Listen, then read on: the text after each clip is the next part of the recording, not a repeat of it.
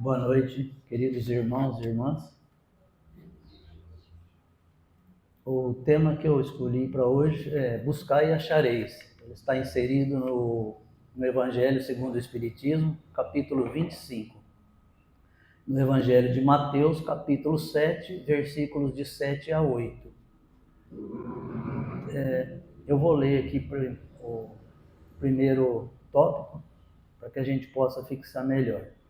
Pede e dar-se-vos-á, buscai e achareis, batei e abrir-se-vos-á, porque todos os que pedem, recebem, os que buscam, acham, e aquele que bate, se abre. Então, desta passagem do Evangelho, nós destacamos três ações, que é pedir, buscar e bater. E esse tripé, se apresenta como respostas: obter, achar e abrir. Não à toa, não em vão, que as duas ações que vêm depois, que é buscar e bater a porta por ajuda. Assim não basta pedir, é necessário que estejamos estejamos predispostos à ação, ao trabalho. Que buscar e bater à porta sempre exige algo de nós. Temos que fazer a nossa parte. Ou seja, é interessante notar que a atividade consistente em buscar, ele pressupõe sempre esforço. Então, quem procura alguma coisa sempre movimenta em direção àquilo que está buscando. Sempre tem uma dedicação, um esforço na direção daquilo que busca. E a promessa de Jesus é de que quem procura, acha. Assim sendo, então resta a cada um analisar qual a nossa busca pessoal. Por exemplo, hoje aqui nós estamos reunidos para estudar o Evangelho de Jesus. Mas nesse mesmo momento, nas esquinas das cidades, tem pessoas vendendo droga, tem pessoas assaltando, assassinando. Então, cada um busca aquilo que convém. Ou seja, a liberdade, ela rege o universo. E cada alma decide o caminho que deseja trilhar.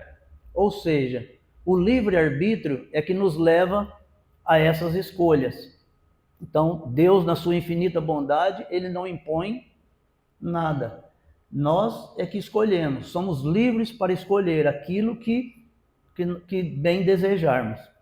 E o resultado varia conforme os meios que aplicamos, não é? E o quanto estamos dispostos ao esforço despendido para alcançarmos esses objetivos.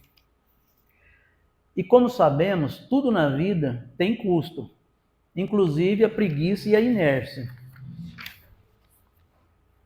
Quem opta pelo comodismo, obviamente, arca com o elevado preço das oportunidades desperdiçadas. Considerando a efemeridade da vida humana, convém refletir bem a respeito do que elegemos como meta. Quais são as metas que nós elegemos para nós? Metas individuais. O que realmente compensa buscar? E o que estamos buscando com afinco? Alguns gastam a energia para enriquecer. Contudo, as incertezas do mundo econômico, ela nos traz muitas vezes dolorosas surpresas. E ainda que uma pessoa decida enriquecer-se, ele escolha enriquecer, ele não poderá levar a sua fortuna no momento do desencarne. Fatalmente deixará os seus bens ao retornar à pátria espiritual. Assim sendo, mesmo que seja nobre as nossas atitudes, os nossos esforços nas atividades econômicas, isso não constitui a nossa razão no existir. A vida é triunfante e jamais se acaba. Mas a experiência do corpo, ela dura apenas algumas décadas. Então nós temos que imaginar, bom, se a minha experiência nessa passagem é de algumas décadas, o que vai perdurar? O que eu vou levar comigo? Justamente por isso que tudo o que liga à matéria constitui apenas instrumento de realizações maiores. Ou seja, os bens, a fortuna, o trabalho, tudo que é material, ele tem por objetivo nos tornar melhores no caminho do progresso. E tudo isso através do trabalho assíduo, seja o trabalho religioso, trabalho profissional, e isso tudo constitui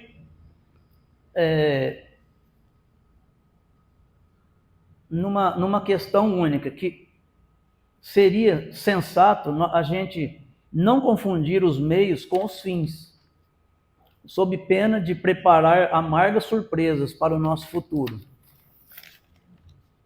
Os valores e os êxitos mundanos, entretanto, a consciência, o espírito sempre leva consigo.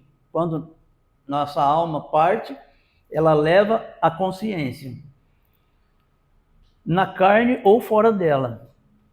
Que é importante a gente entender que não refutamos a essa dádiva, a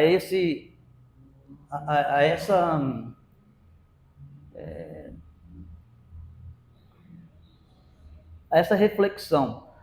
Então, ciente disso, nós temos que sempre imaginar, principalmente sobre as nossas opções. Quais são as nossas opções em relação à vida, em relação ao dia a dia? O que estamos depositando para essa partida, além de bens materiais?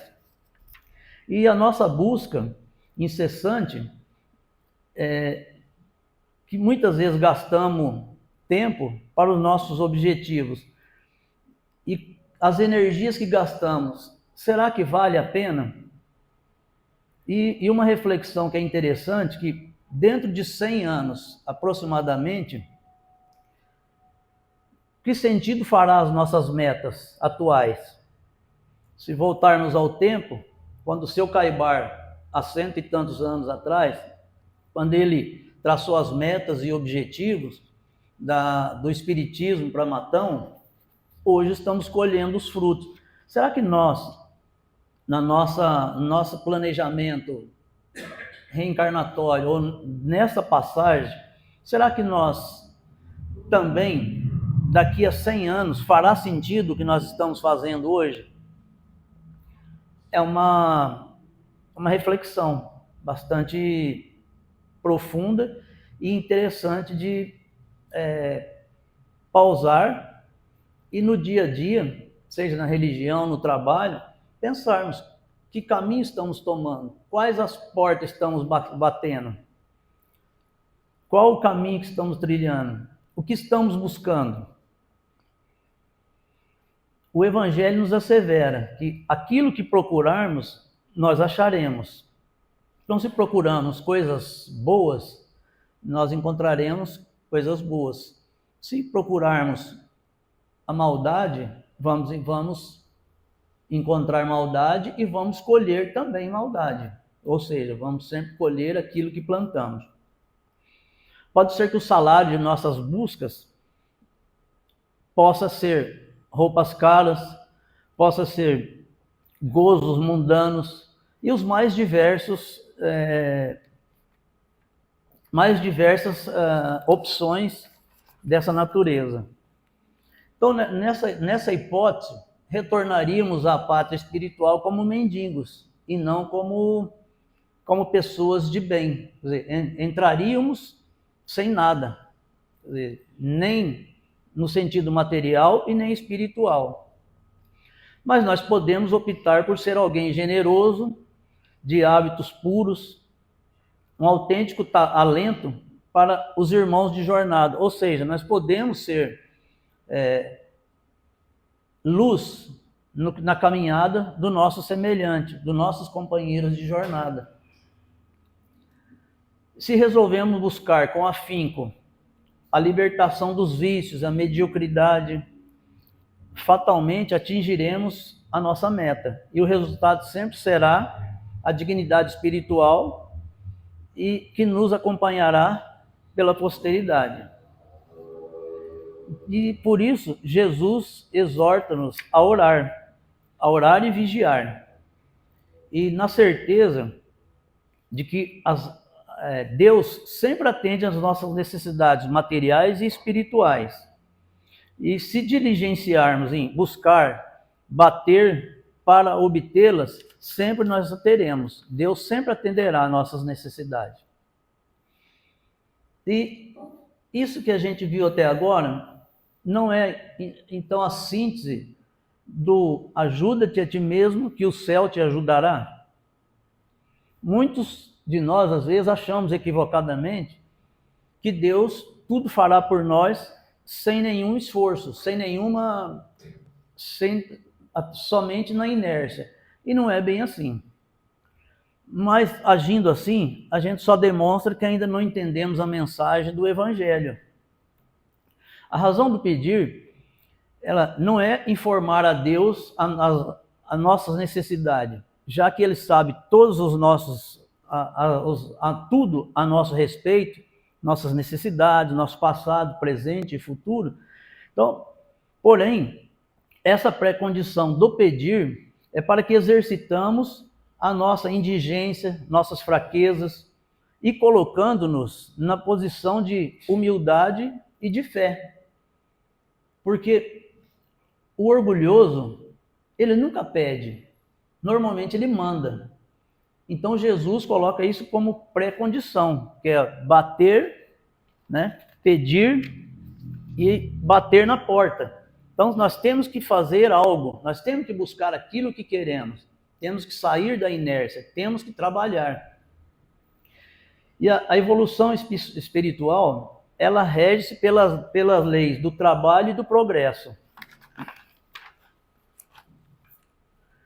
Então, de modo que o pensamento ajuda-te a ti mesmo, que o céu te ajudará, ele apoia-se nesses três pilares, que é pedir, buscar e bater. Então, Deus, essa é a forma de nos relacionarmos com Deus, porque através dessas ações nós podemos ser ajudados, fazendo a nossa parte. Deus fará a sua parte. Só que nós muitas vezes caminhamos na contramão e às vezes exigimos que Deus cumpra primeiro a sua parte, Ele prove aquilo da sua promessa para nós, para que nós possamos cumprir a nossa. Um exemplo bem clássico é às vezes a gente pedir coisas que não plantamos. Agora mesmo, na virada desse mês, no início do mês, nós fizemos as nossas promessas. Será que nós consideramos aquilo que nós plantamos em 2025? O alicerce de 2025 permite desejar alguma coisa para 2026? Há uma reflexão. Outro detalhe, às vezes fazemos barganha com Deus. Se eu acertar na loteria, eu vou ajudar a casa espírita. Se eu acertar na loteria, eu vou fazer isso, vou fazer aquilo. Eu estou tentando, dessa forma, fazer uma barganha com Deus. Então eu estou colocando Deus à prova. Isso reflete a falta de humildade, a falta de fé.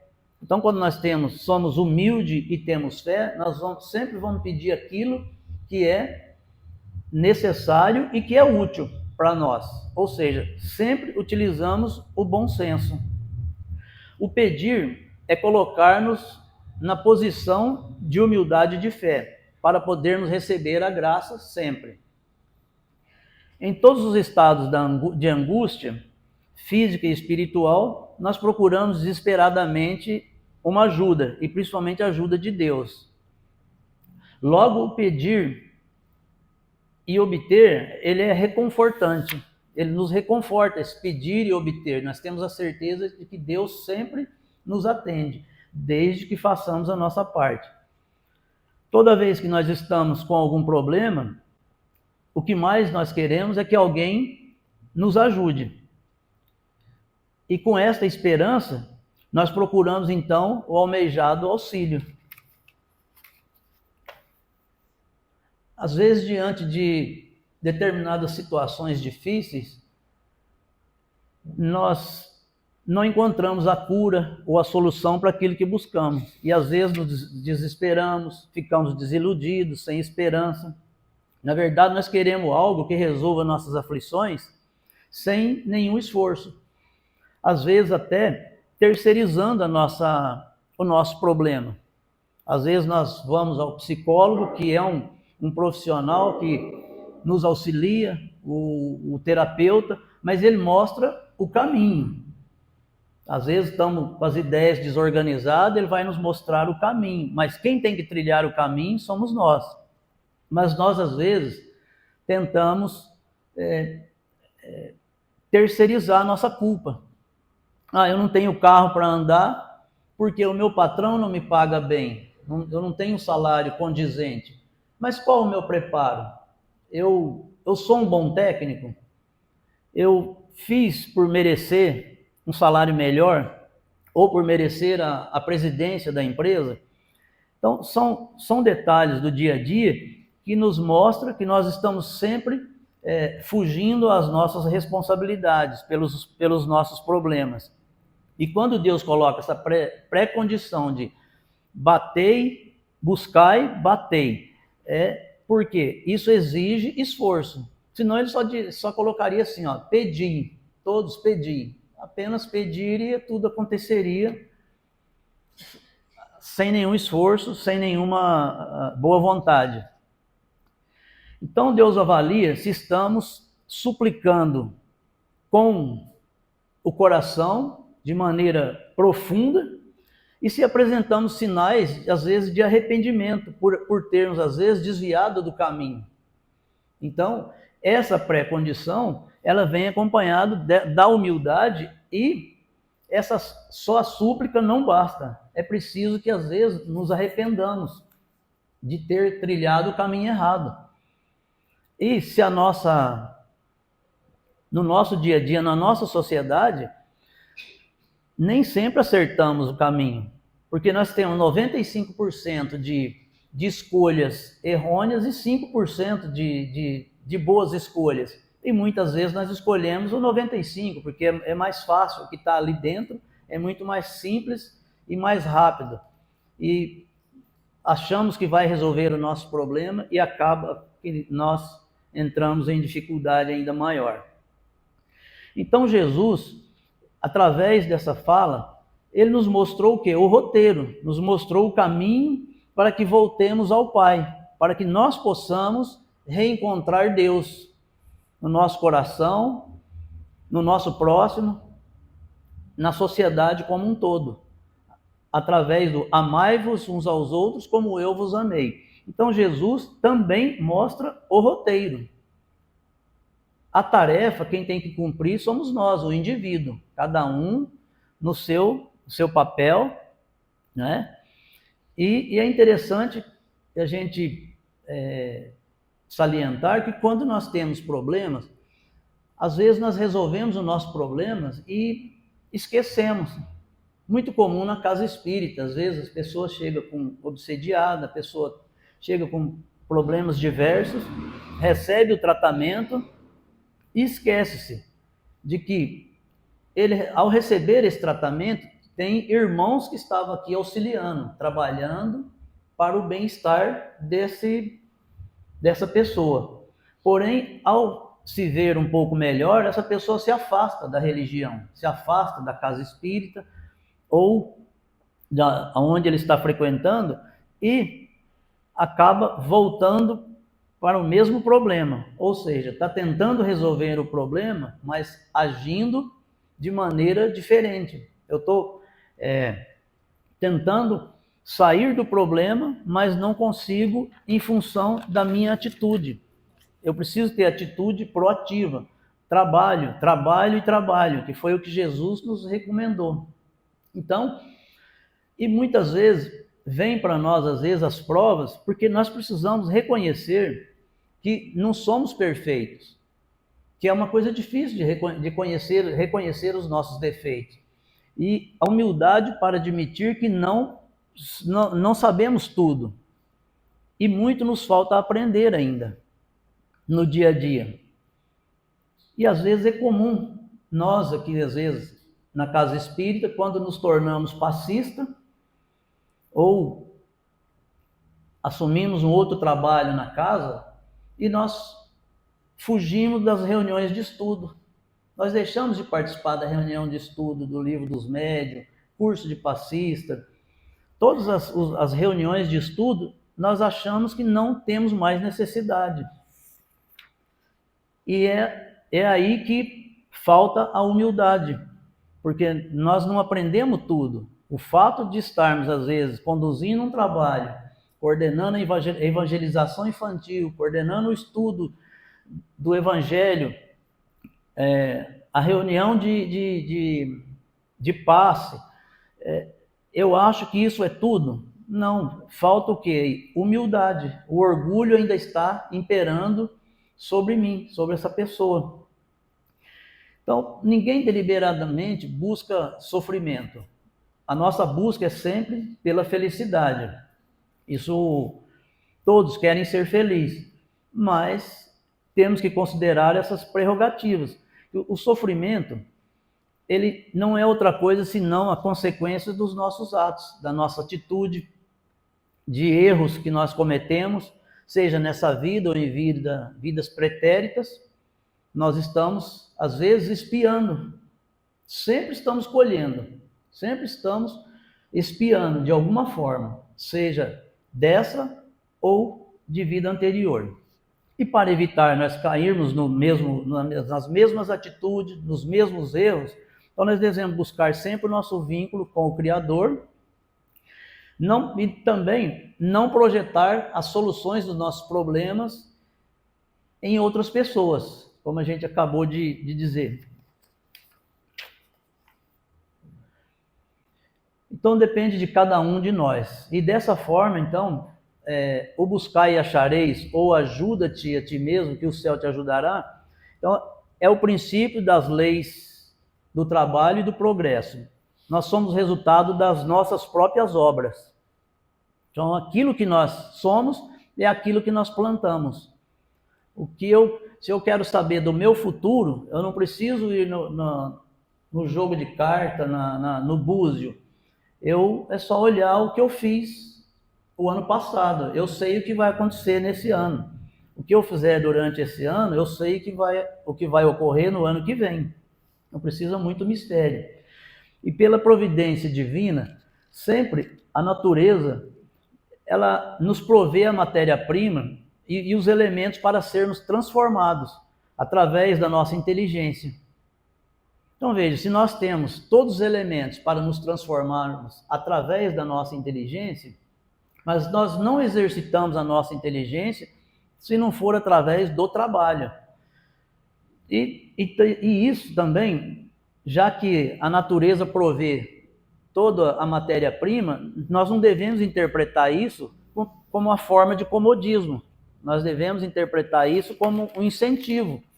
Buscar ser melhor, buscarmos trabalho, principalmente o trabalho pelo próximo, e sempre imaginar que nós recebemos amor do próximo, nós recebemos oportunidades, então nós somos credores também de oportunidades.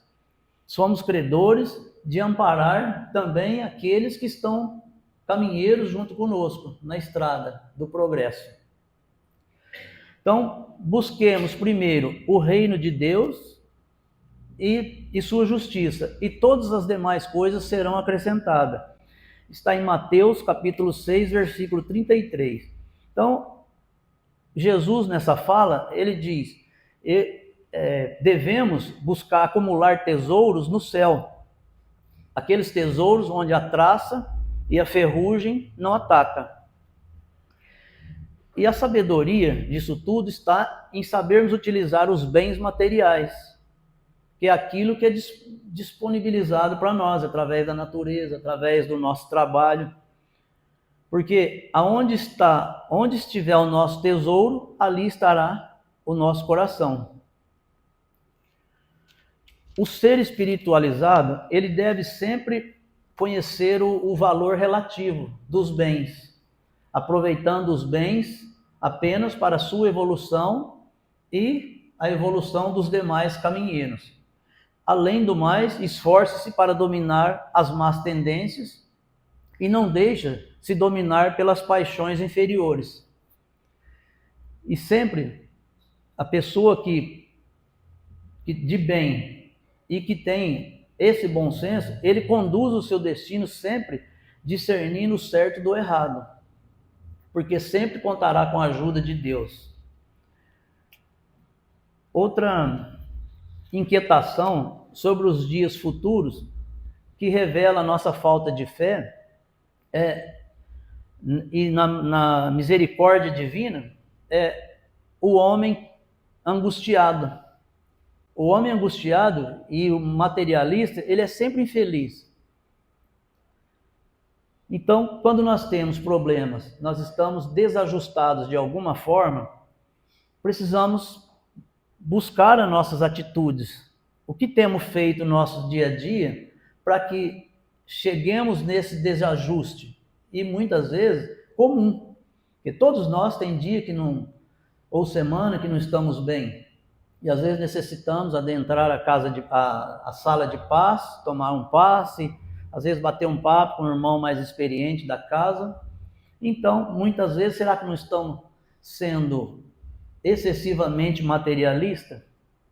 É uma reflexão que deve ser levada em conta.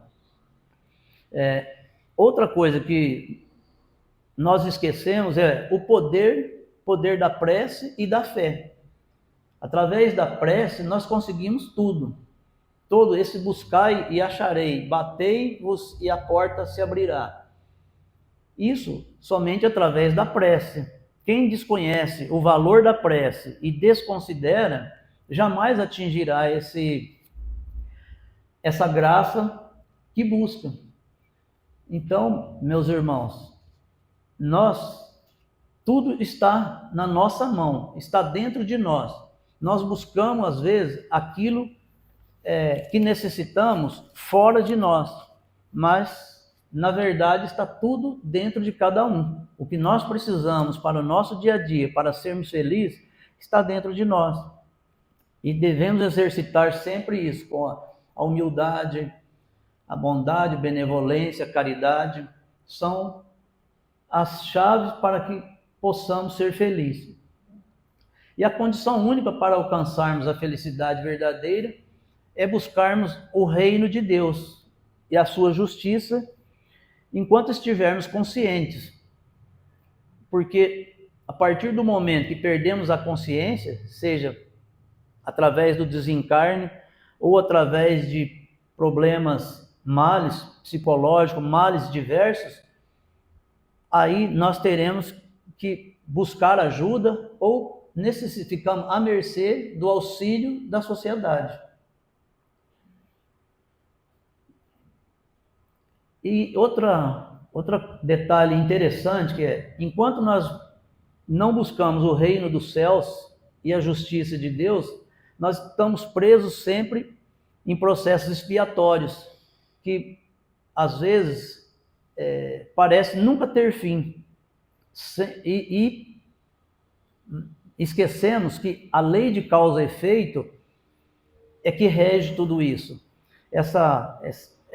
Esse processo expiatório, ele tem a ver com a lei de causa e efeito. Aquilo que fizemos lá atrás, muitas vezes, pode estar refletindo agora. Às vezes numa encarnação anterior, e nós atualmente colhendo esses frutos malévolos.